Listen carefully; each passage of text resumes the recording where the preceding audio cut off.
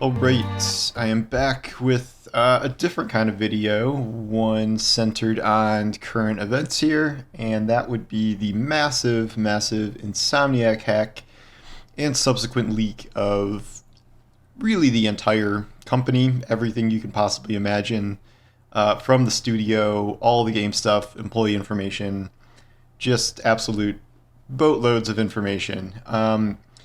This is not a video going through all the contents of the hack. That's kind of part of what I want to talk about here, as there's been a lot of interesting conversations about leaks, talking about leaks, covering leaks as a journalist or by proxy a content creator, a YouTuber, or even just a fan, and what you should or should not discuss. And it's a wide spectrum, but I wanted to talk about a little bit my thought process on all this, how I'm covering it, what I'm trying to avoid, stuff like that.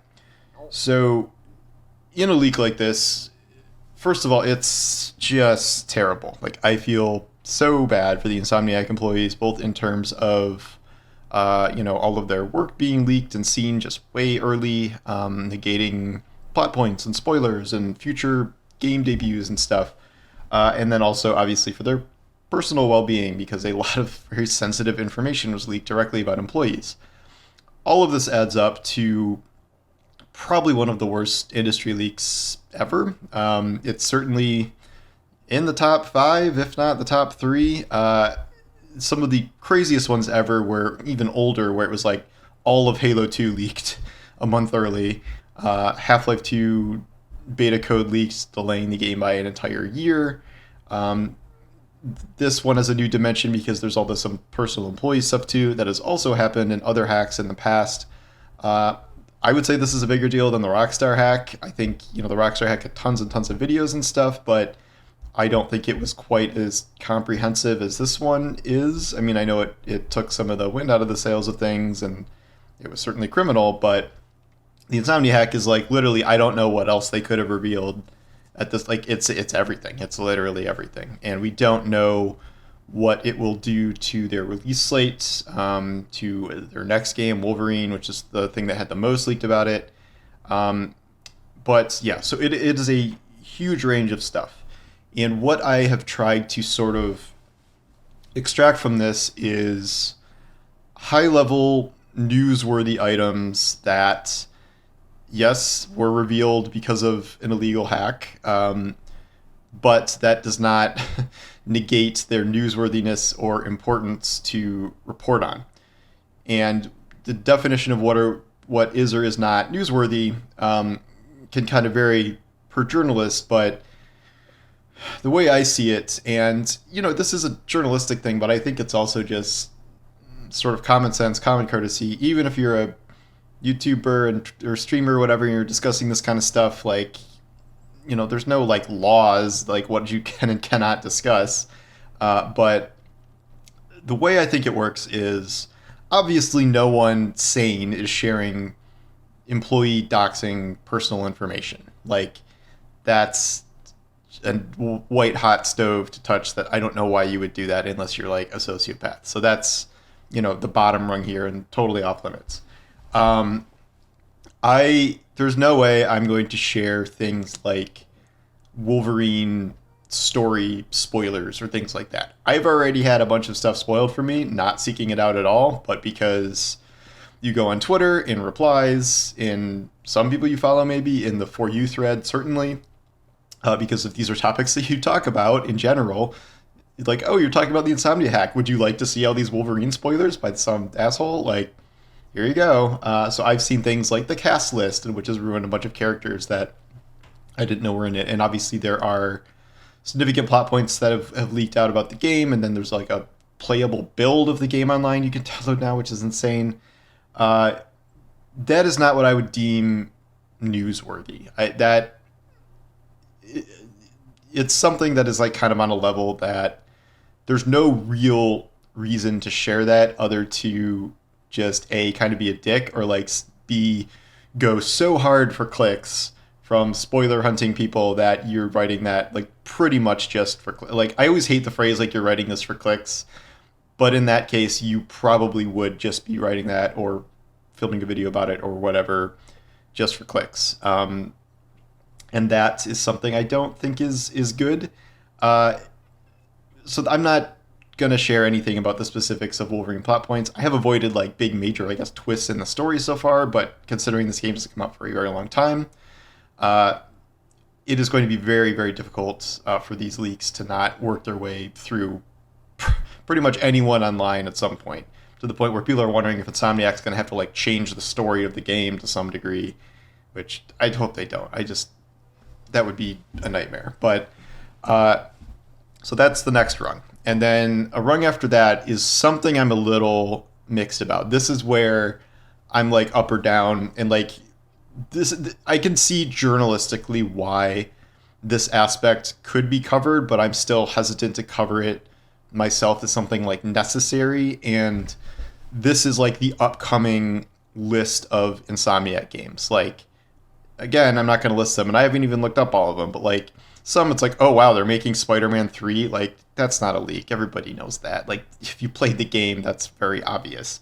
But all these other ones, that's different, and that you could argue that's newsworthy because, you know, a release schedule is incredibly important to, you know, a developer's, you know, use of resources. It's important to Sony. And then there is something that is a really, really big, you know, deal that Insomniac and Sony have struck with Marvel that has really big implications both for Sony and for competitors.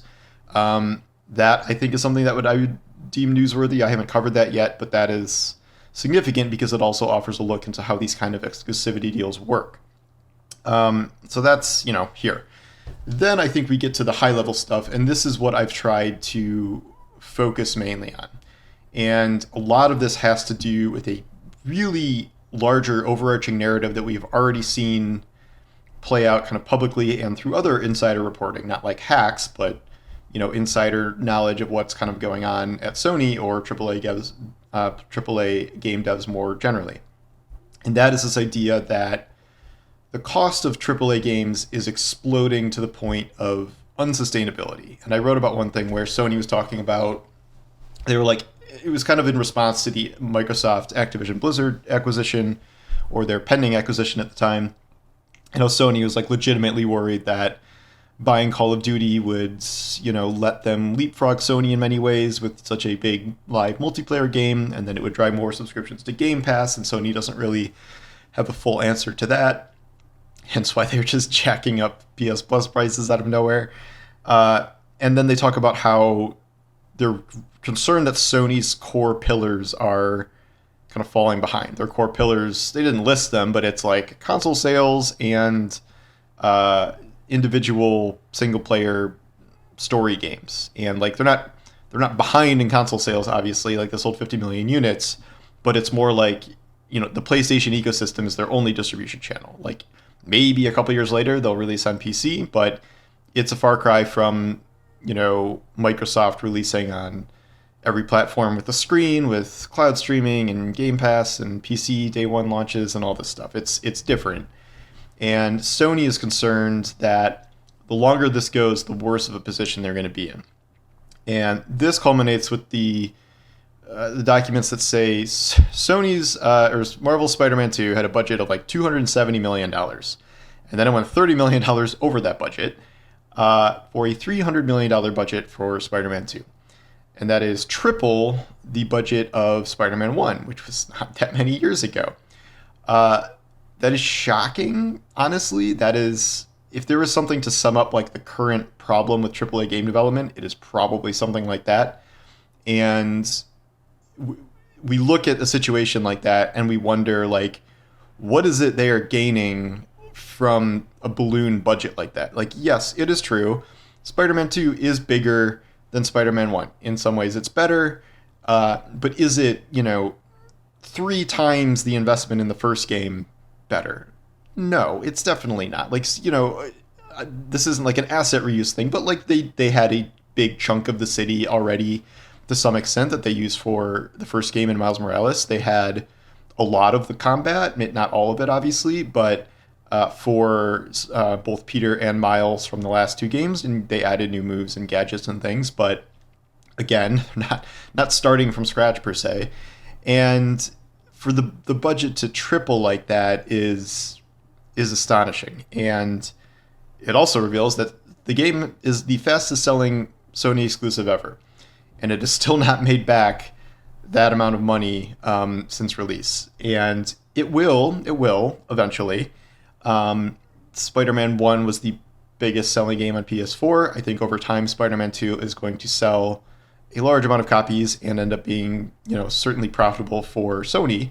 However, probably a lot less profitable than Spider-Man 1 if you add $200 million to the budget. And if this keeps happening, if every sequel is 50%, 100%, 200%, 300% more than the original, and sales just have to hit a limit at some point, especially with Sony being stuck in the PlayStation ecosystem, this paints a picture of like why Sony is, kind of biting their nails about all this, and why, despite selling all these consoles, like releasing all these games that are still really knocking it out of the park in terms of quality and seemingly selling well, they're kind of on a knife's edge in a lot of ways, because what happens when they invest $200-300 million in a game and it's not a hit, and they do miss, and they take a huge loss from that. And you can understand why Sony wants to diversify, and this all leads to the big live service question about Sony's investing in live services and stuff and devoting a significant amount of resources towards that.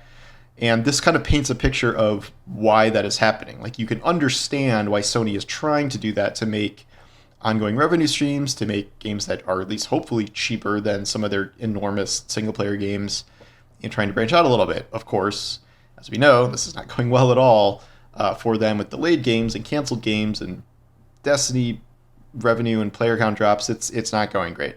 But this is what I mean by newsworthiness. It is, I would argue, important for the industry and for gamers to understand what is happening to AAA budgets. And like, yes, I'm talking about Sony here, and Sony is especially targeted by this given their reliance on almost only giant AAA single player blockbusters like Spider-Man. Because what is Naughty Dog's next game going to sell? Or what is it going to be? How much is it going to cost? What is it going to sell? And The Last of Us Part 2 won the most awards of any game ever. Maybe, I think it won more than Elden Ring, honestly. And yet that sold half of what Spider-Man 1 did last generation. So if the budget of that game, of Part 3, assuming it exists, doubles or triples or whatever, is it either your profit margins are just shrinking dramatically, or you're eventually going to start losing money if this is not something that ever gets curbed. And so while this is a Sony problem, you can look over at Xbox, and even if Sony is worried about Xbox's purchases of giant companies and whatever, you also have Xbox, who's making giant AAA single player games. The difference there being they are not really selling hardly any copies of them because of Xbox Game Pass. And well, they say that Game Pass is profitable now. In the future, if these budgets keep ballooning and they have to make Elder Scrolls 2 for $400 million and they offer it for free on Game Pass, what does that start doing to their bottom line or their sustainability for Xbox? It's a valid question. So something like this, I believe, is important to report on and spotlight. It is a wide range different than something like, here's the twist in Wolverine or something like that. It is a huge spectrum of information with 1.3 million documents where, frankly, this happens all the time. Leaks happen all the time, like damaging leaks. And as a journalist or even as a consumer, you can't really just ignore they exist. That's just not how reality works. I think there's all this talk about minimizing harm as a tenet of journalistic ethics, and that's true.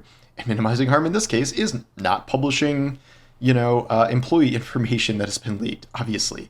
But we get into more murky territory. It's like, are you harming consumers' right to be surprised about the next comic book game being announced? And that's not what that stipulation is meant to protect. That's not what it means at all.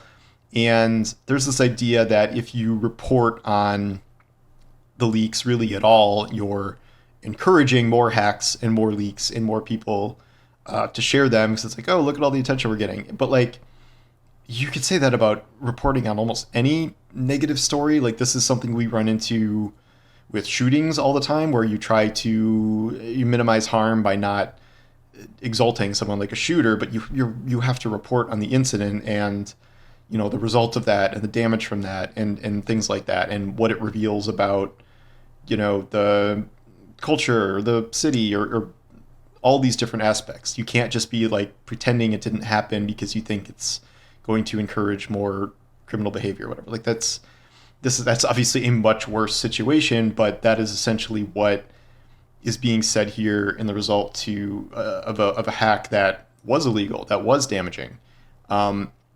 It does not serve anyone, I would argue, to just essentially try to ignore it exists and to think that, or to put responsibility on people, reporting on the hack, that they are encouraging more hackers to do this. Like, this is a hacker group that ransomwares hospitals. Like, no one is glorifying this hacker group outside of deeply irritating console war people, where this is where I do start to get mad. And the worst behavior I've seen, I have not seen anyone like doxing the employees. Not that that couldn't happen or won't happen given this information, but the worst actors in this are console fanboys, in this case, usually Xbox fanboys, that are posting all the leaked Wolverine clips, not necessarily even just for clout, but for being like, look at this, it's Spider-Man, or look at this, these graphics, or this gameplay. And like, this game is pre-alpha. It is nowhere near finished. It is, probably at least 2 years away from release. It is totally unfair to take something like that and judge anything about the game from it. In a way, this reminds me of the GTA 6 hacks, because that leaked out and that footage was a couple years old, and I remember seeing it and I'm like, wow, that actually looks really great for an early build.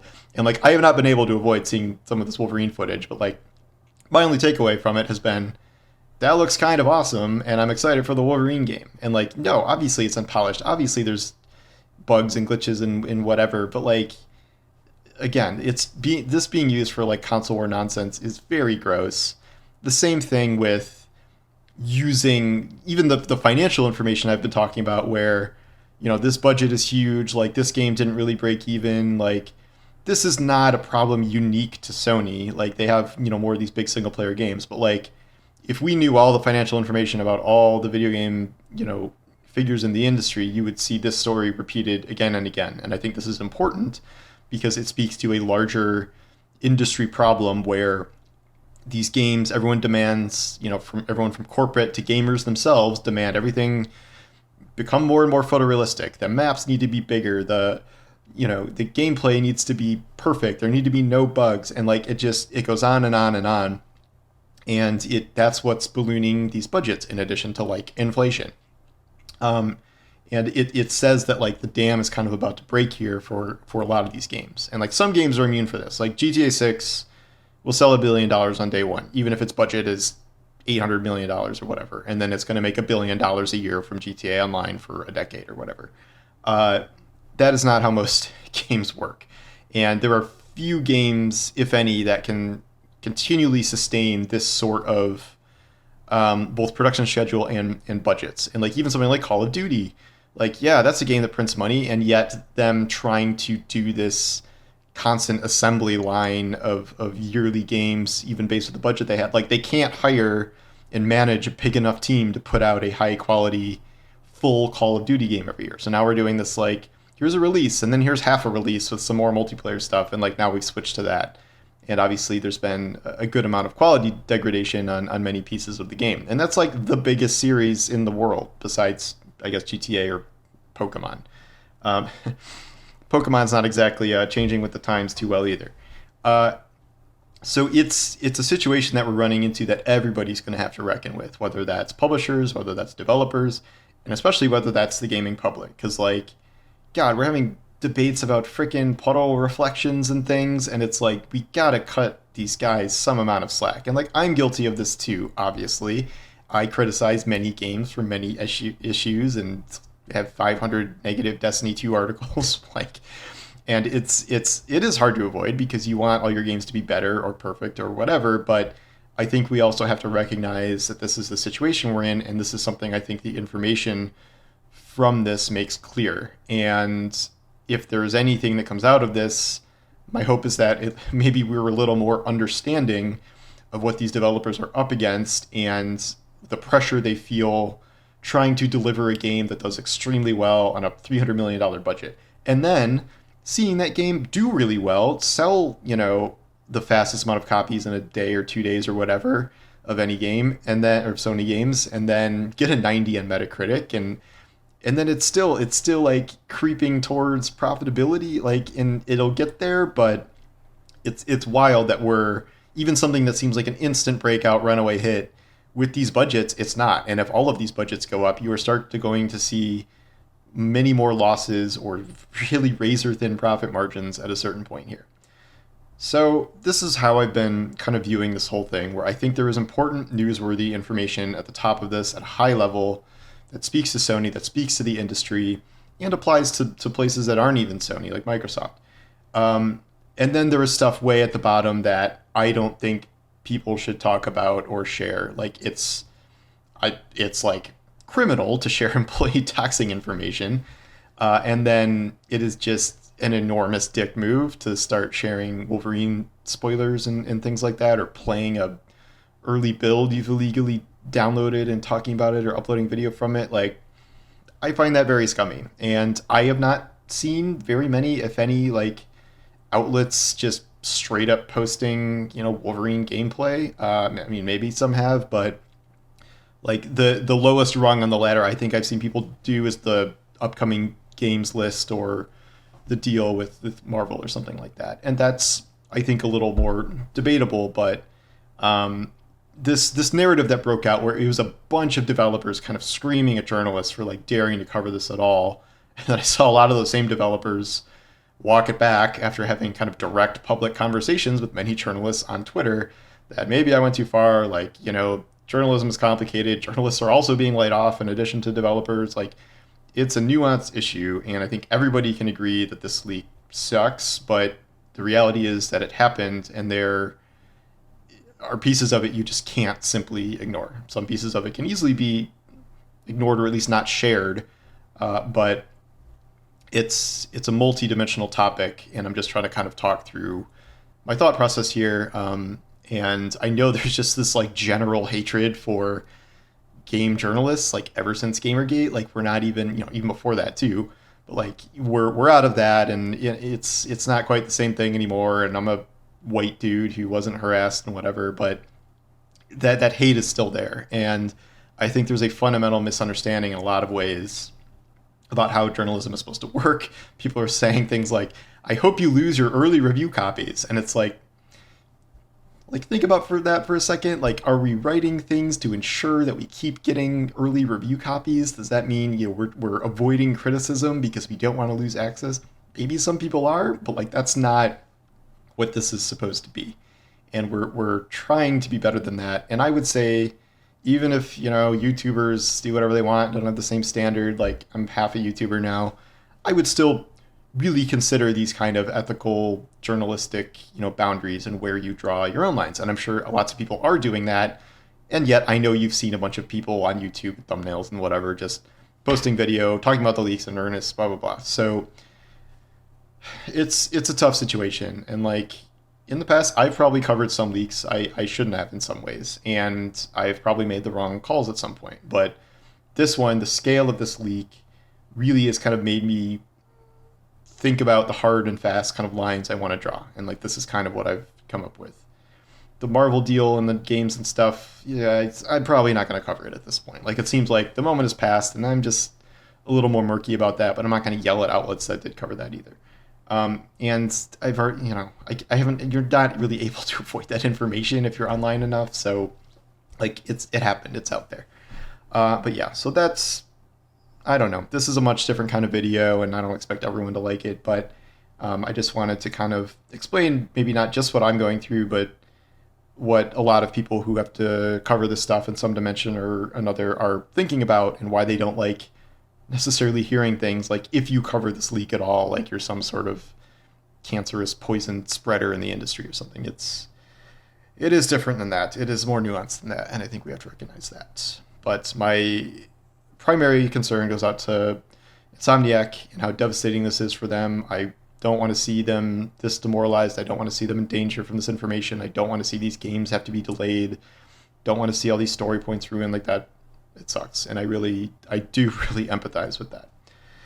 Okay, so that was different, but yeah, let me know what your own thoughts are in the comments. Please do not post any spoilers about the things I just said not to spoil in the comments. Probably should have said that up front because probably 1% of you have gotten 25 minutes into this video. But yeah, anyway, thank you for watching, and I'll talk to you soon. Take care.